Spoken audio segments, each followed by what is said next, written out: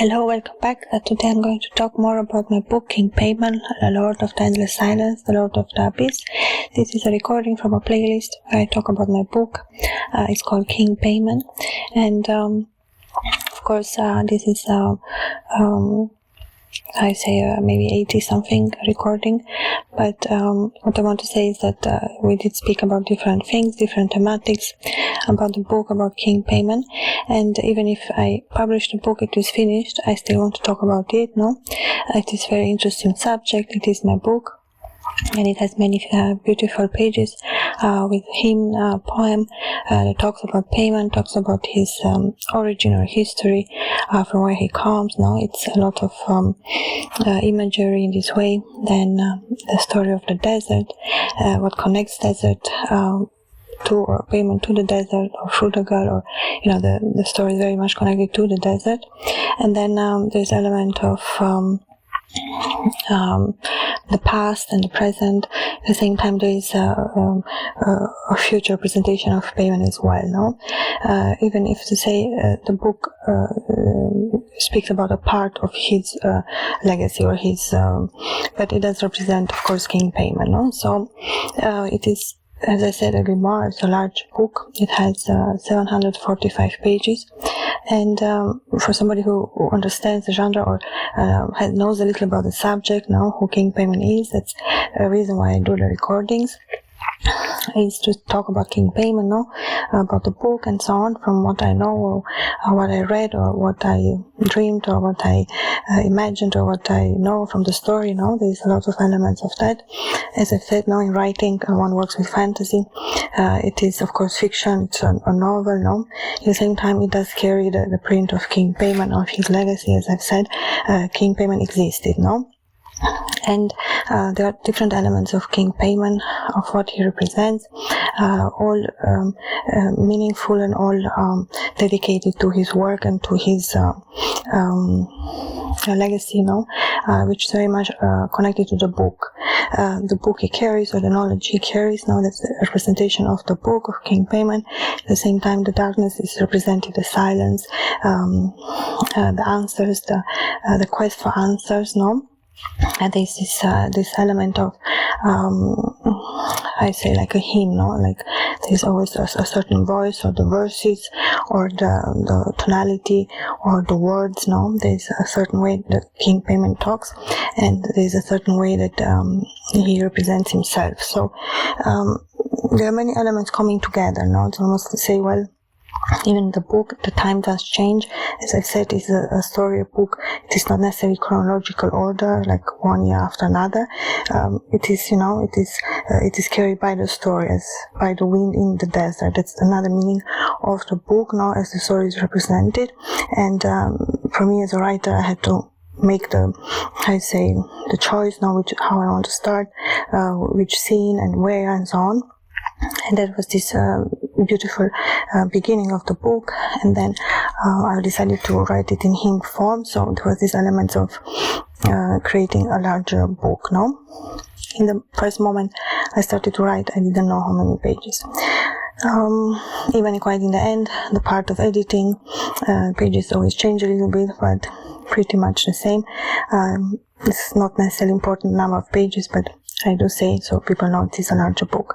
The pages, to say, well, as a writer, of course, on such longer scripts, one has to know the story very well, or to prepare very well before writing the story.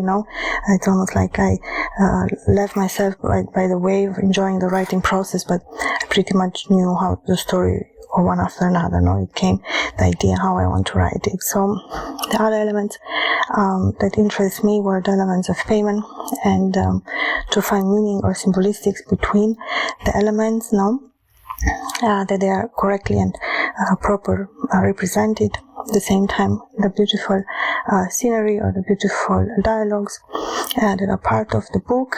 And I did some readings too from the book, if one is interested to hear how it sounds, but the main focus is the text, of course, the hymn, and there are many other aspects as well when we speak about the desert, the elements of sand, the sand or sands, the sands, no, it's plural.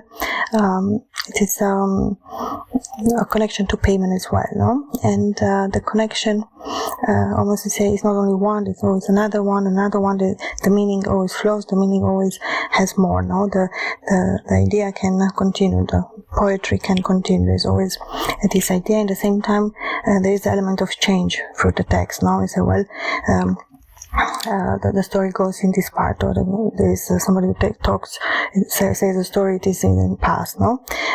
So it is necessary for a larger book, and so on and so forth.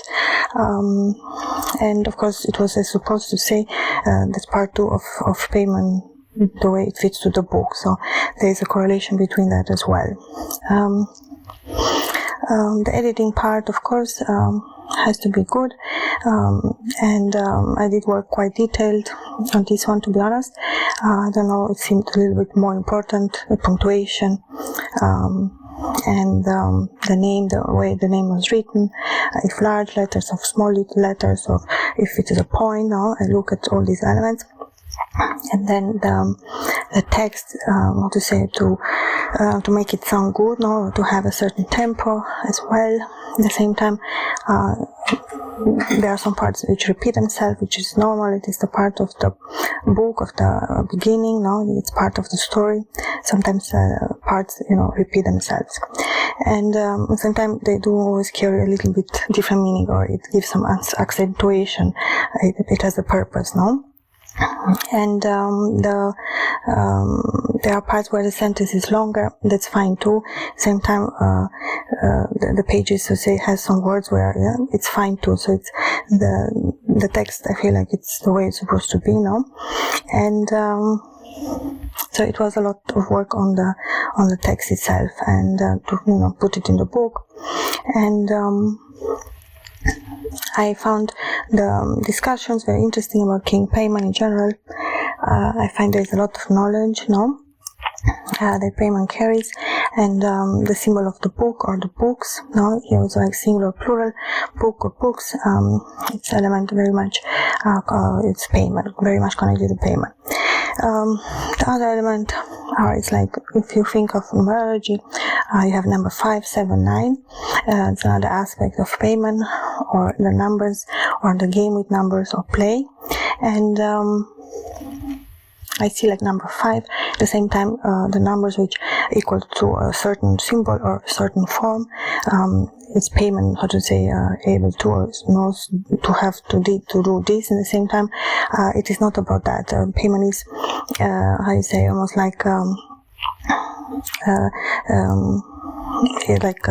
tools in his kit, no? Because it's he doesn't give importance to that. There's not the kit is not important, no? He is important. So King Paimon has a way, to answer, or to talk, or to give advice, or to help, he has this ability. The other thing about King Paimon is or the book, it has this element of a little dark or red or dark noir, it has these colors, or green, or like green dark, or even violet, depends, but it's the colors too have a meaning.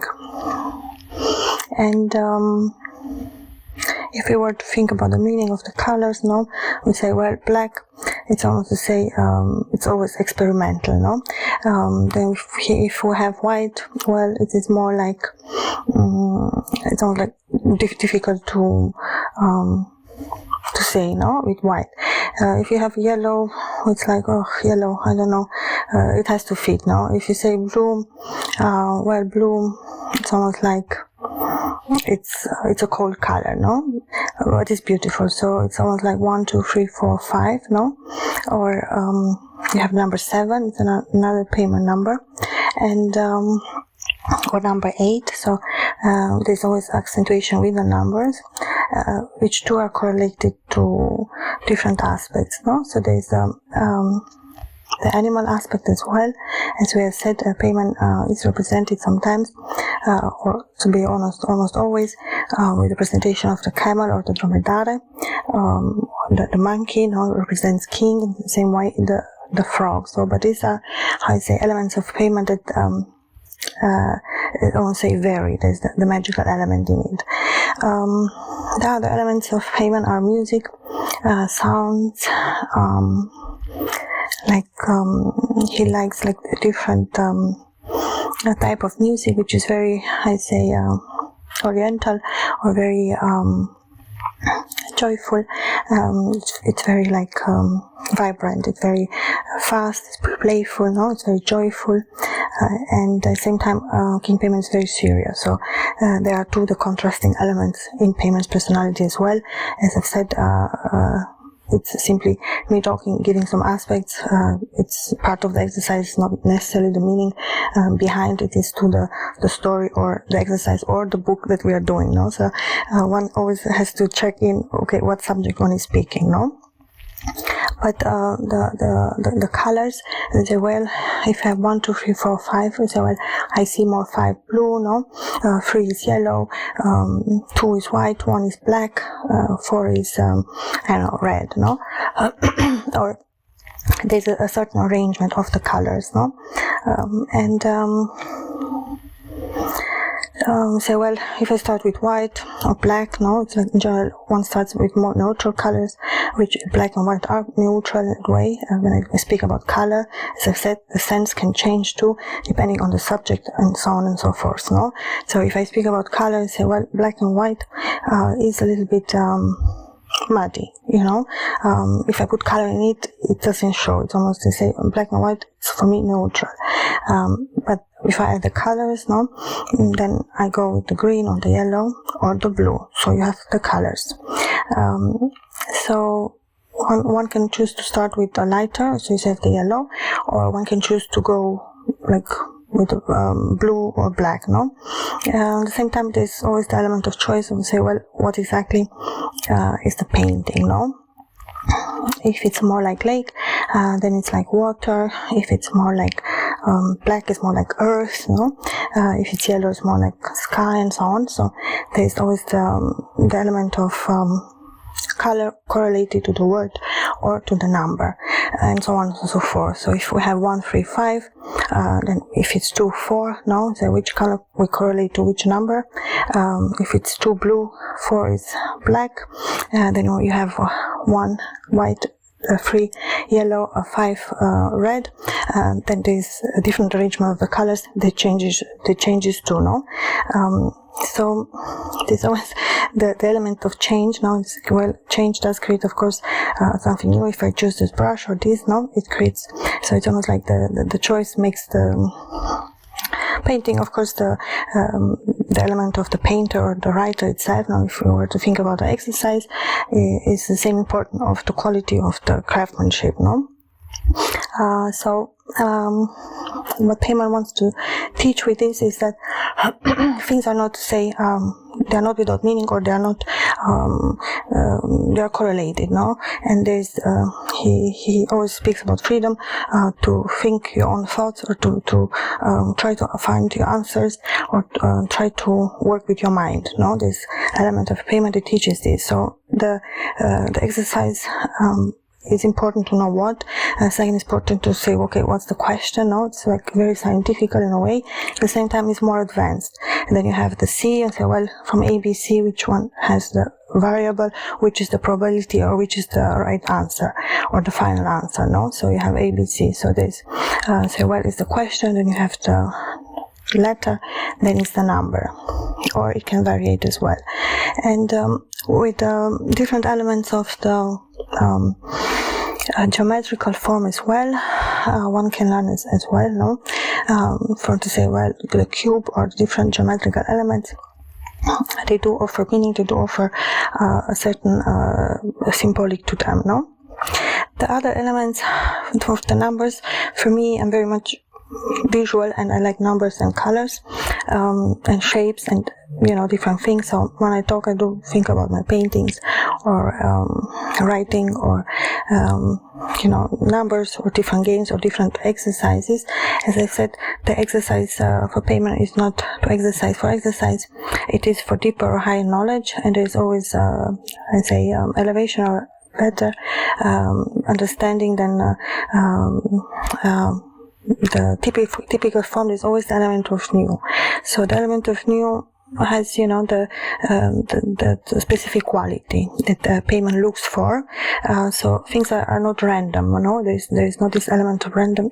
Paimon is very secure in his own, you know, who he is. That's very much Paimon. That's how I can represent him as well, from the many qualities he has. But the exercise, you say, well, if we take the cube as form and then we have the glass around it and stuff like that, there's the element of perception, or the element of visualization, of course, the imagery, the reflection, the parallel, no, that there is the element of the shape, and then you have the element of the glass as well, or of this shiny surface, no, and then it's the form of cube, no, there's more like tiles and so on and so forth.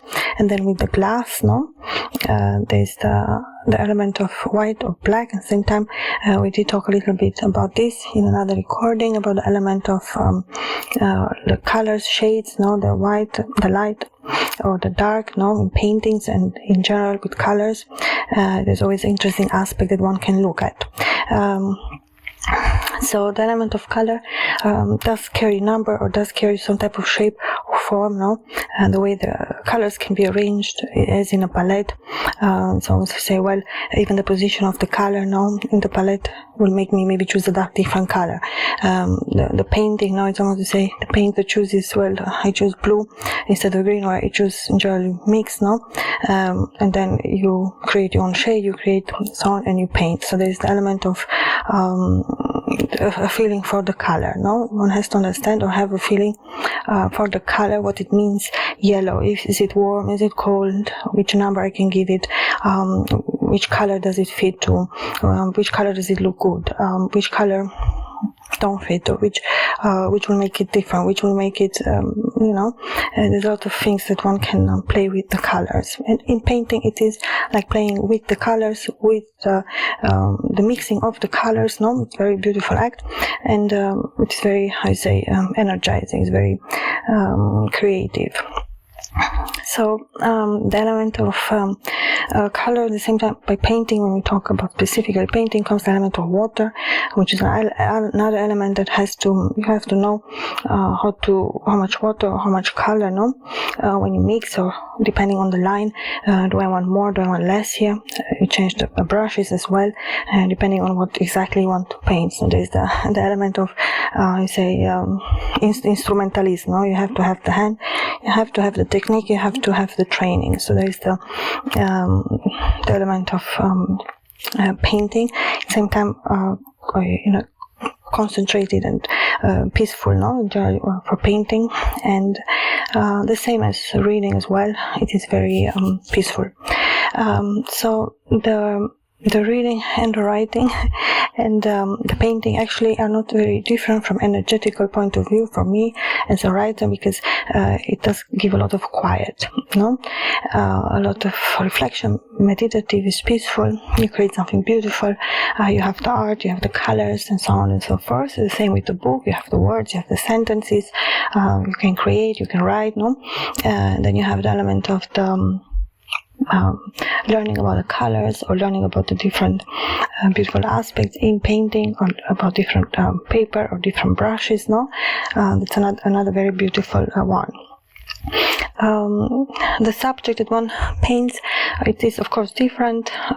First, you know, you paint what you feel you like most, or what you are attracted to, or what you feel it's your style, or what you like, no? There's the element of choice.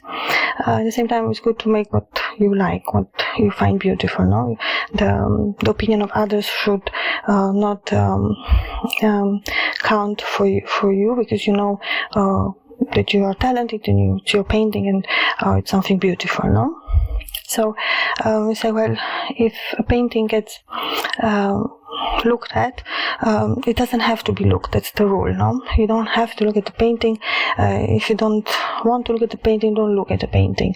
The art is free, no? It's not forced to be look and so on. You have to sometimes I look but I don't like, so I look short. But if it's a painting I like, of course you stop and then you look, no? So there's the element of surprise that the painting gives.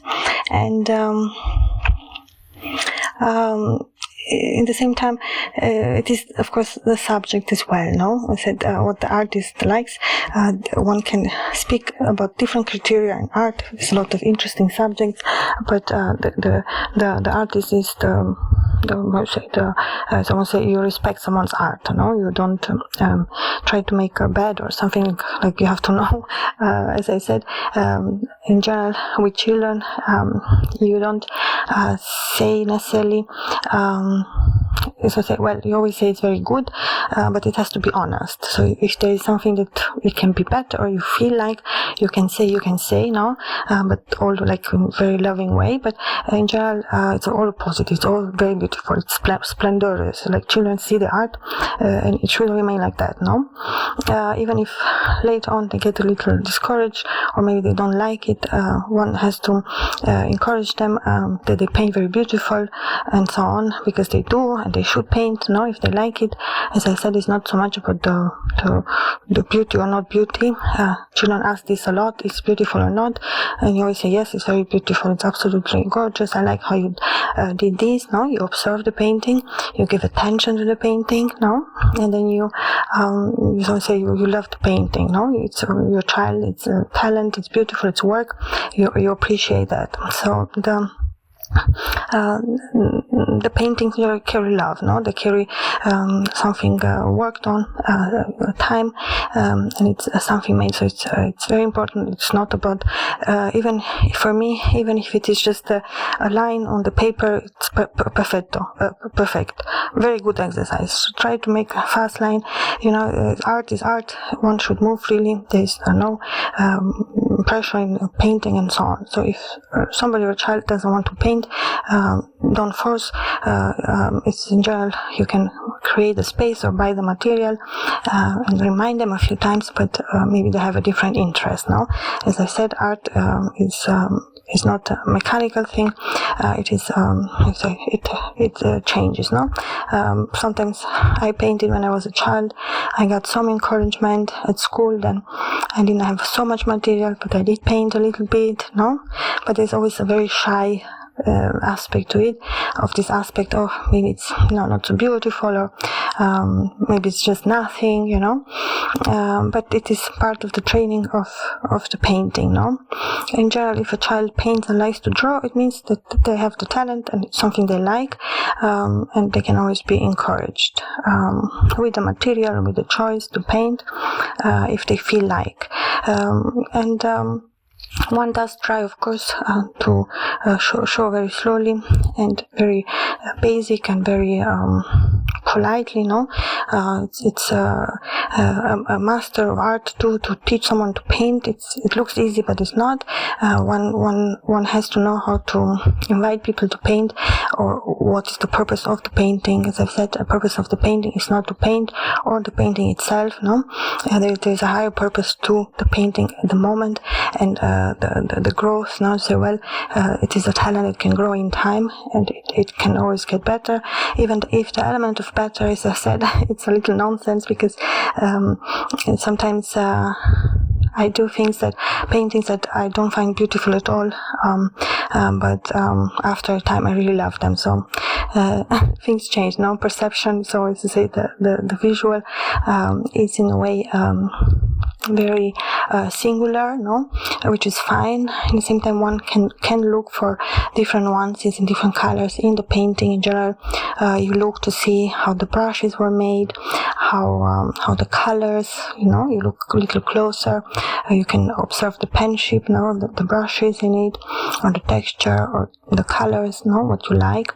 And in general, you feel like if you look, there's a certain feeling, or there's something that attracts you to that painting, and so on and so forth. I do encourage people to draw and paint. I think everyone should at least try,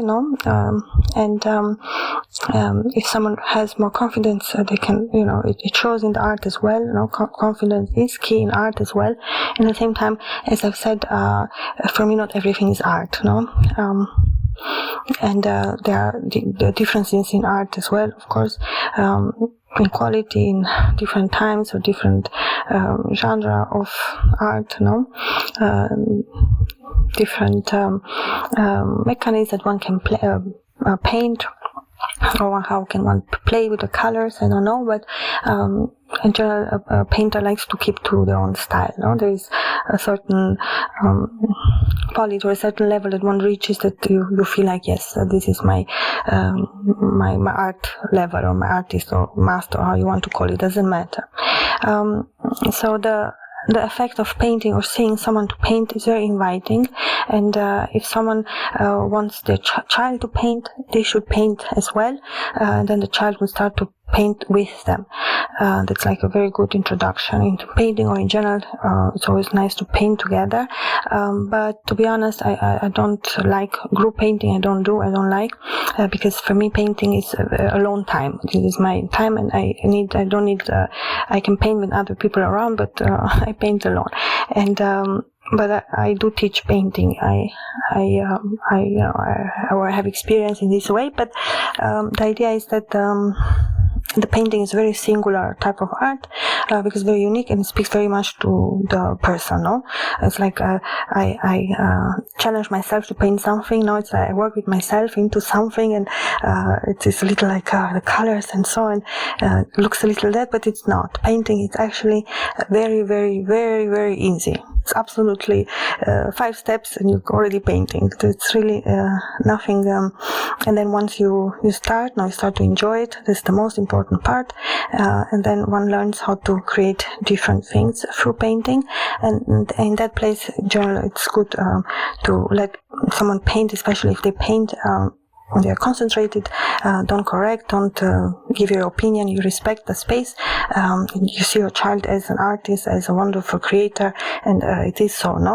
You appreciate how fast or how confident he painted, or how slow or delightful and interesting and talented, or how much time, or the colors. There's a lot of things that one can say, even after say, well, it's just a point. I drew a point. At the same time, it does require, of course, more work. That's why there is differences, and one has to appreciate as a parent to the child, or in general the art itself or the painting. And I think Paimon wants to say with this, there are different elements that comes always for a certain result, as with the colors, as with the process of painting or learning to paint. But I was saying that's very easy, and say, well, if I speak about my watercolor, I take paper, doesn't matter necessarily, I choose the paper, and then I simply take the brushes, I prepare the water and so on. I put myself at my desk, on my place. Sometimes I paint on floor, sometimes I paint at my desk, it's always different. Sometimes I paint on my couch, it's a little different preparation. It's like, I don't want to get this and that, I need the water, I need the brushes. I take the colors, and then I paint. For me, it's almost like I already know what I approximately want, and then you start to paint. You enjoy the color. I choose the color instinctively, nach Gefühl, as you say in German, like very, you just paint, you take whatever. Sometimes you like to mix. I like to mix because they say there is no pure color, everything is a little mix, and it gives a different quality, to the painting, especially because I paint with the same palette for many years, and I do combine the colors to give more color, or more shade. So I really run after the colors. The color is very important for me. And then I create with the water, with the brushes, with the painting. I choose, and it's like the choice. You choose, say, after your feeling, you take this color, you take this color, you take this. All colors are beautiful. There's no wrong mistake or wrong color to take. All are beautiful. You just choose which one you like. This is the element of the art, gives this freedom. You paint, and this is the beautiful part of art. And then you paint. and you think of something you paint, you say, well, maybe it didn't fit so much, but maybe you find a subject you are able to create something beautiful that you like. But to be a true artist, to go to a certain higher level, to really say, well, to really master it, one has to understand the act of painting as I want to say, a meaningful process of observation, collection of color, no? So like the preparation is very important. In the same time, the choice, no? The element of surprise, the element of almost alive, no? Because you create like a trees and the water or something like that. I'm thinking now very much about like Chinese art, but there are different ways, no? But with watercolor, specifically, you have the color prepared before in water. It can be the colors you choose, can be black, can be red. As I said, you choose the color, no?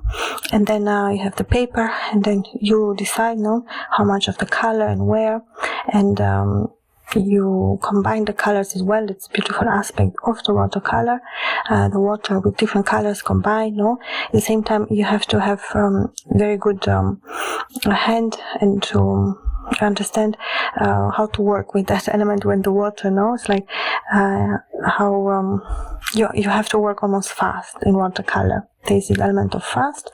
I found that when I work faster, the quality is better, and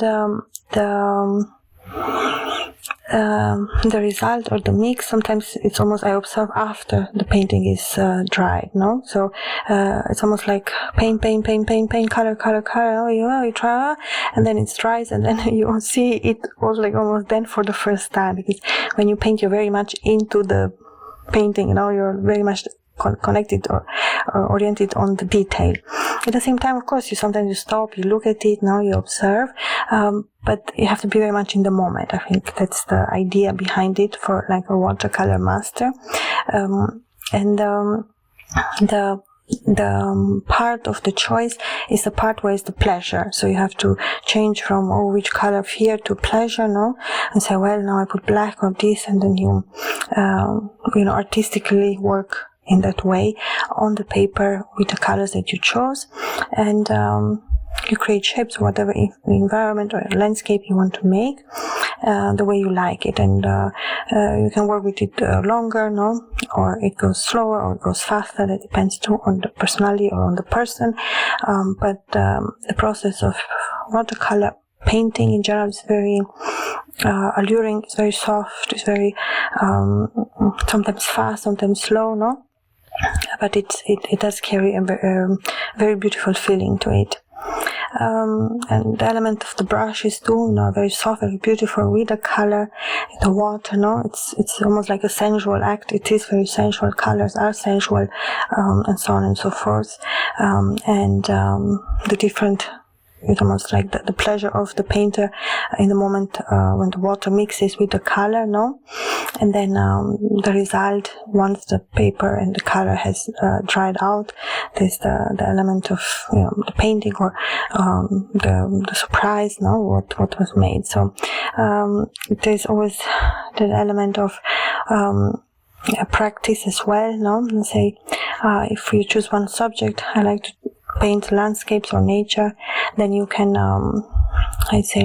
make it much more appealing in the way. Of course, you have to understand as well a little the lens. If you have photography skills, in general, it's very helpful for painters as well to position their work or their horizontal lines and so forth, in the right way, the different angles. There's a study on that, on the perception, how to make dimension, in the depth and so on. That is all made with the color. So it is very, very beautiful. The elements of, for example, if we have black and blue, with white, and then the element of water in the mix. Thank you so much for listening. I'm going to talk another time. Until next time, bye.